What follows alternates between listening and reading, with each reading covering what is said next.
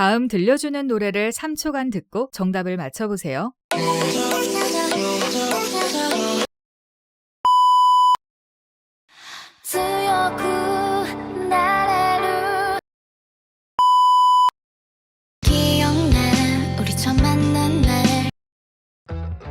여러분은 이 중 얼마나 알고 있나요? 그 답을 입 밖으로 꺼낼 수 있나요? 아니면 차마 말하기 어려운 것도 있나요? 그러니까 예전에 오타쿠 하면은 안경뚱땡이. 너무 과하지 않나. 회계랑 결혼하신 분이 저한테 피해 준 거 없잖아요.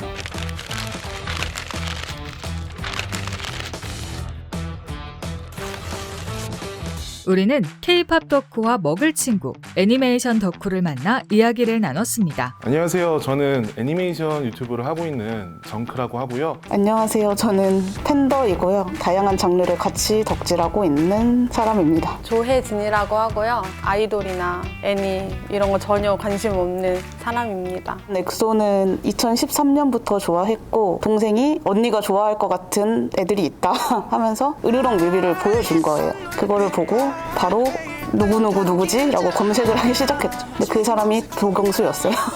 네. 방을 보면 딱 과하다는 게 느껴져요. 왜냐면 그 아이돌의 모든 역사가 그 방에 다 담겨져 있거든요. 너무 과하지 않나 싶은 생각이 들었죠. 입덕을 언제 했다라기보다는 제 거의 어릴 때 최초의 기억 때부터 항상 만화가 있었던, 만화나 애니메이션하고는 떨어져 본 적이 없었던 뭐 그런 기억입니다. 인형 같은 거를 이제 모으면 갖다 버려라, 뭐 시집이나 가라, 뭐 이런 얘기는 들었었죠. 그래서 할머니가 되게 싫어하셨던 것 같은데 저희 부모님부터 시작해서 주변 분들이 만화를 좋아하는 걸 되게 이해를 못했어요. 2023년에 가장 인기 있던 애니메이션 중에 하나인 슬램덩크조차도 그 당시에는 불건전 만화? 뭐 이런 식으로 불렸거든요. 학교 폭력이 들어간다는 이유로. 보통 이제 취미가 뭐예요? 라고 물어봤을 때 만화나 애니메이션을 좋아해요 라고 하면은 너 혹시 그런 거 보니? 라는 느낌으로 이렇게 바라보는 그런 시선들이 있었고, 좀 이렇게 오타쿠라는 프레임이 좀 씌워졌죠. 사회에 물들지 못하거나 빠순이의 기질이 있다라던가 뭐 인터넷만 들여다봐도 뭐 덕후다, 덕질한다 이런 게 되게 좀 피하고 싶은 사람? 약간 그렇게 인식이 많이 느껴져서 뭘 좋다고 말하지 못하는 그런 게 되게 많았던 것 같아요. 지금으로부터 10년 전 화성인 바이러스에 출연해서 인형을 안고 결혼하고 싶다던 남성 기억나시나요? 한편 오빠 없이 못 산다는 빠순이로 불리며 아이돌을 따라다니던 여성들도 있었죠. 오타쿠 문화에 대한 당시의 시선은 곱지 않았습니다. 심지어는 서브컬처 마니아들을 오덕후, 씹덕후라고 조롱해서 부르기도 했는데요. 이는 결국 좋아하는 것을 좋아한다고 당당히 말할 수 없는 분위기를 만들어냈습니다. 그렇다면 그들을 이렇게 만든 부정적 인식은 어디에서부터 비롯된 것일까요? 오타쿠라는 말은 이제 어느 한 가지에 굉장히 집착을 하고 집중을 한다는 이야기거든요. 우리가 듣기에는 되게 발음이 안 좋아서 이미지가 좋지 않았던 거죠. 그리고 왠지 그 서브컬처를 좋아하는 사람들은 안여되거나 뭐 안경 여드름 뭐 약간 덩치가 있는 사람, 우리가 생각하는 외모로서의 이미지라는 것들이 있는데 약간 주류에서는 벗어나 있으면서 메인 담론에는 들어오지 않으면서 본인 거에 열중하는 사람 같은 이미지를 갖게 되는 것 같아요.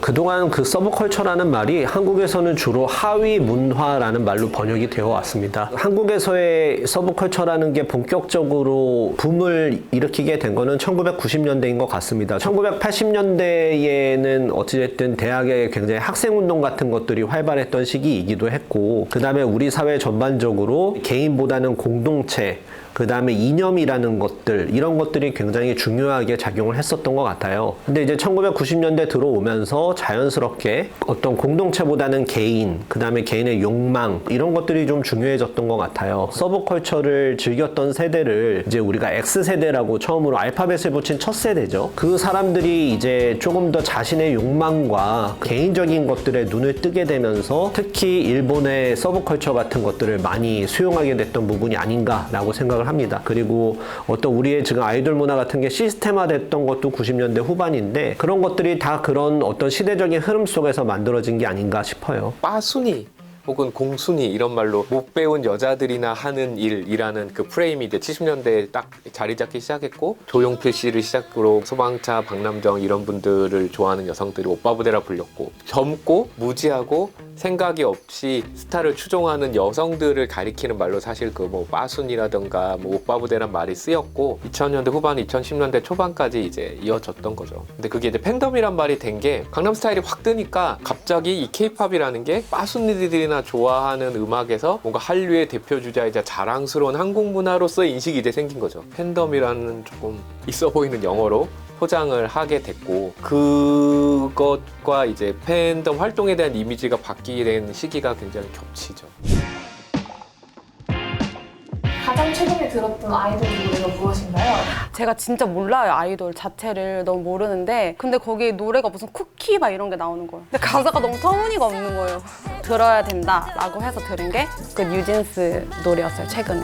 요즘 그냥 일반 분들도 신기해 하시는 거는 애니메이션이 이렇게 흥행이 잘 되고 있다라는 거. 슬램덩크가 이제 흥하고 나서는 이제 제 주변에 일반 머글들도 슬램덩크는 안단 말이에요. 저한테 슬램덩크 만화책 뭘로 사면 돼? 아니면 슬램덩크 재밌어? 혹은 스즈메 재밌어? 이 정도는 저한테 항상 물어보죠. 오히려 지금은 아이돌이나 슬램덩크나 그런 거를 모르면 대화에 끼기가 어렵더라고요. 지금은 되게 당당하게 SNS 계정도 되게 많더라고요. 자기가 좋아하는 분야를 만들어서 활동을 하고 저는 되게 당당해졌다라는 게 가장 큰 변화인 것 같아요. 저도 이제 덕질했던 거를 살려서 관련된 직종에서 일을 하고 있고 면접을 볼 때도 예전엔 그게 숨겨야 됐다면 요즘은 면접 볼 때 그걸 중점으로 보거든요. 덕질을 하는지 안 하는지. 그래서 그게 장점이 되고 나를 어필할 수 있는 무기가 된 것 같아요. 과거와 다르게 우리는 오타쿠 문화라고 불리던 서브컬처를 즐기는 모습을 흔히 볼 수 있습니다.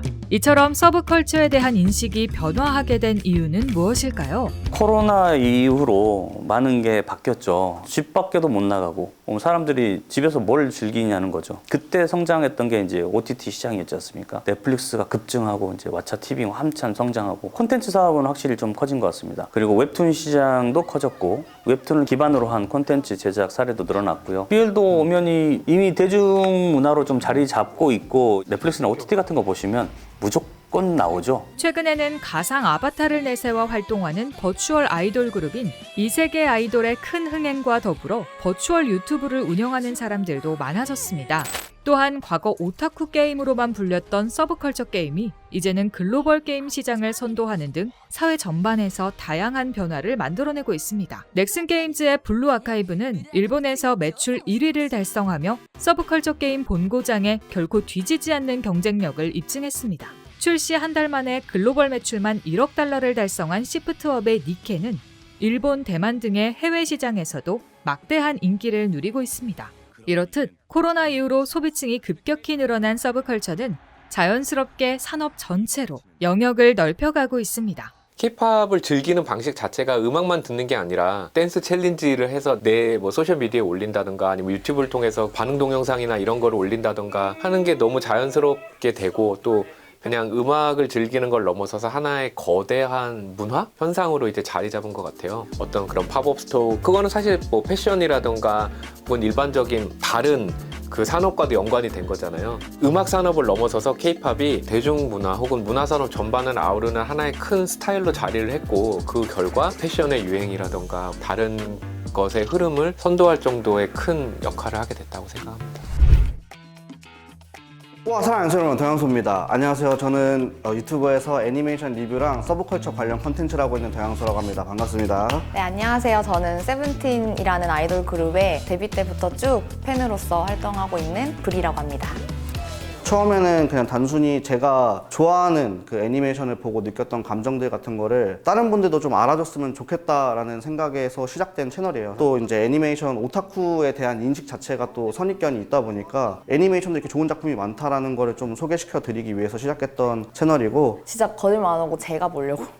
제가 원하는 장면들을 계속해서 돌려보고 아카이브 시켜서 그들의 영상을 짜깁기한 그런 편집 영상들이 대부분이었는데 그때는 제 얼굴이 노출되지 않았어요. 사람들에게 부끄러워하지 않는 그런 당당하게 보여주는 팬 크리에이터로서의 활동들이 저는 아주 좋아서 지금까지 하고 있고, 근데 요즘에는 좀 아무래도 굿즈샵도 많이 늘어나고 애니메이션 소비하는 층들이 많아지다 보니까 홍대 같은 데만 가봐도 아키하바라 느낌이 살짝 나거든요. 메이드 카페도 생겼고. 같고 확실히 애니메이션을 좋아하는 주류가 마이너에서 메이저로 가고 있지 않나 그런 생각이 듭니다. 많이 달라졌어요. 정말 너무 많이 달라졌고 되게 감사하게도 방탄소년단 분이 그 마중물을 해주셔서 좋아하는 K-pop 아이돌 하나가 없어? 에이 좀 약간 언트렌디하네 그렇게 좀 생각을 하는 분들이 좀 많아진 것 같아요. 숏폼이라는 형태가 굉장히 저는 큰 역할을 했다고 보고 콘텐츠를 사람들이 접할 수 있는 경로가 다양해졌기 때문에 양지로 올라올 수 있고 공개될 수 있는 그런 이유가 아닐까 생각을 합니다. 이제 팬미팅 제가 몇 번 했었거든요. 한 분씩 이제 저랑 얘기를 하고 눈을 마주치고 사인해드리고 하는 과정 중에서 팬분들이 다 좋아하는 작품들이 달랐어요. 역시 덕질은 공유를 해야 재밌다는 걸 느꼈고요. 최근 들어서 서브컬처 행사들이 엄청 많아졌어요. 팝콘이라든지 AGF라든지 서울 코믹스라든지 그런 게 되게 많아졌는데 그런 데에서 저를 자주 불러주시거든요. 게스트로. 그때마다 이제 되게 기분도 좋았고 자부심을 느꼈던 것 같아요. 같은 팬이 만든 콘텐츠를 본다는 것은 나도 이렇게 생각했는데 브리님도 이렇게 생각하셨네요. 나만 이게 생각하는 게 아니었어 라는 게 가장 큰 것 같아요. 공감. 최근에는 캐럿분들이 진짜 많아져서 저도 주변에 되게 많거든요. 근데 속해 있는 집단에서 캐럿을 찾기는 생각보다 쉽진 않아요. 나 좋으면은 얘기하고 나누고 소위 말해 덕질 토크를 하고 싶은데 그런 친구가 없는 거죠. 제 틱톡 라이브나 유튜브 이제 콘텐츠를 소비하시는 분들이 그래서 찾아오는 것 같아요. 확실히 이제 덕질을 하는 데 있어서는 어떤 미디어 환경 변화라든지 디바이스의 변화, 그 다음에 네트워크 기술의 확장, 찍어서 영상을 이용자가 올릴 수 있게 된다는 점, 이런 것들이 굉장히 크게 작용을 할 것 같은데요. 그 안에서 사람들끼리의 정보 공유,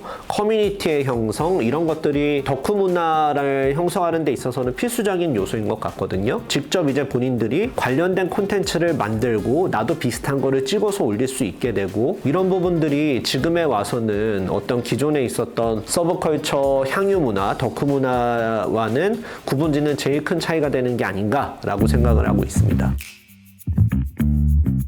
한국 시장이 전 세계에서 5번째로 크거든요. 음악 시장이. 근데 인구수나 어떤 지역의 이런 것들을 감안해 보면 한국에서 팝 산업이 엄청나게 크다는 걸 알 수 있죠. 그리고 게임 같은 경우는 더 심합니다. 게임은 1년에 20조 정도 시장을 우리가 형성하고 있는데 전 세계에서 4번째로 큰 시장을 한국이 갖고 있습니다. 저는 이제 갈수록 그 서브컬처 콘텐츠와 그게 아닌 콘텐츠들의 경계가 사라지고 있다라는 생각이 들어요. 대표적인 게 이제 귀멸의 칼날 같은 거죠. 만화책이 원작인데 그 망가가 사실 히트를 치진 못했거든요. 귀멸의 칼날이 터지기 시작한 건 넷플릭스에 들어가면서부터라는 거죠. 애니메이션이 넷플릭스라는 굉장히 주류 미디어에 탑재가 되면서 소위 말해서 터졌고, 넷플릭스를 통해서 귀멸의 칼날을 본 사람들이 만화를 찾아가서 보게 되는 그런 방식으로의 흐름 같은 것도 나타나고 있다. 그러면은 만화로서의 귀멸의 칼날은 서브컬처고 넷플릭스에 들어간 귀멸의 칼날은 서브컬처가 아닌 건가? 서브컬처적인 콘텐츠와 그렇지 않은 콘텐츠들의 경계가 굉장히 희미해지고 있다라는 부분은 우리가 꼭 알고 넘어가야 될 것 같습니다. 애니메이션 산업은 앞으로 또 저는 계속 발전할 거라고 보입니다. 지금 저희가 런칭을 했던 말단병사에서 군주까지도 웹소설이 원작이었다가 그게 웹툰이 되었고, 그 웹툰이 또 오디오 드라마도 나오고 그다음에 게임화도 되어 있고 저희가 애니메이션으로도 만들어졌거든요. OSMU라 그러죠. 원소스 멀티유즈. 대부분의 작품들이 앞으로 그런 식으로 파생될 거고, 1년에 한국에 서비스되는 웹툰의 작품 수가 8,000개가 넘습니다. 근데 그중에서 영상화 되거나 게임 되는 게 별로 없어요. 그렇다면 그것들은 어떻게 될까요? 앞으로 저희 같은 기업들이 그런 회사와 콜라보를 하고 더 발전을 하고 산업적으로 연계를 지어서 윈윈할 수 있는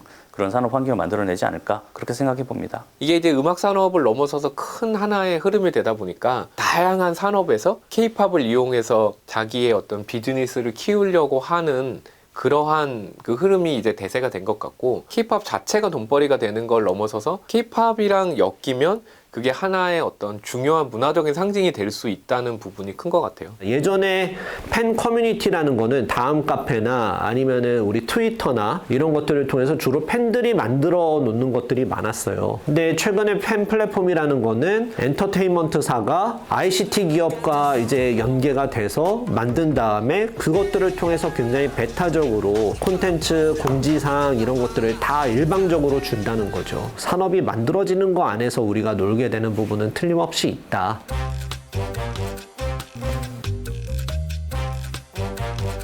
이제 옛날에 오타쿠는 혼자 이렇게 막 방에 틀어박혀서 혼자 지내는 그런 사람이었다는 인식이 있다고 한다면 앞으로는 그렇게 뭔가 모여서 할 수 있는, 그리고 내가 굳이 오타쿠라는 걸 숨기지 않아도 되는 그러한 것들이 많이 늘어날 것 같은 느낌이 있고요. 남이 해주는 게 아니라 그냥 스스로 만들어 나가는 그런 문화가 되지 않을까, 그런 생각이 있습니다. 대중화되는 방향으로 가는 것 같기는 해요. 아이돌하고 뭐 2D 좋아한다고 해서 쟤는 다른 사람이라고 생각하지 않고, 자기가 옷을 모으는 것도 덕질이고 화장품 모으는 것도 코덕이고, 장르를 불문하고 사람들이 다 받아들여지는 세상이 되지 않을까 싶어요. 나는 20대지만 60년대 락 음악에 빠져있는 친구도 있고 80년대 시티팝에 빠져있는 친구도 있고 이런 식으로 다 이렇게 취향이 세분화돼 있는데, K-팝은 그런 세분화된 취향 속에서 계속 살아남아야 되는 이제 장르가 될 거라고 생각을 해요. 그렇다고 해서 이제 K-팝이 그들만의 문화가 돼버리면 확장성을 잃어버리게 되니까, 그렇게 세부적인 취향을 가진 사람들의 취향을 만족시키면서도 확장성을 계속 유지하는 것, 그게 이제 K-팝의 숙제가 될 것 같습니다. 우리가 이거를 하위라고 말할 수 있나, 비주류라고 말할 수 있나, 이런 것들에 의문점이 좀 생긴다는 거죠. 그럼에도 불구하고 여전히 그거를 명확하게 부를 만한 명칭이 존재하지 않기 때문에 우리는 여전히 서브컬처라고 말을 하는 것 같고, 이제 와서는 그런 의미에서 서브컬처라는 것들을 조금 다르게 바라볼 필요가 있다라고 생각을 하고 있습니다.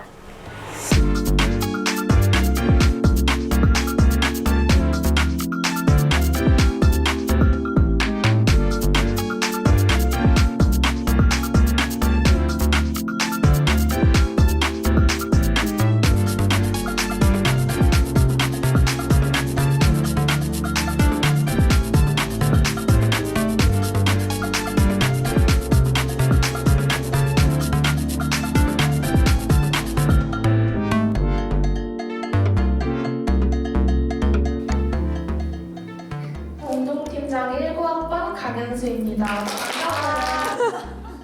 이런 게 다 추억입니다. 여러분 한번 쫙 줄게요. 와. 저희 못 받았어요. 예. 여기 넣어봐. 카메라 롤. 안녕.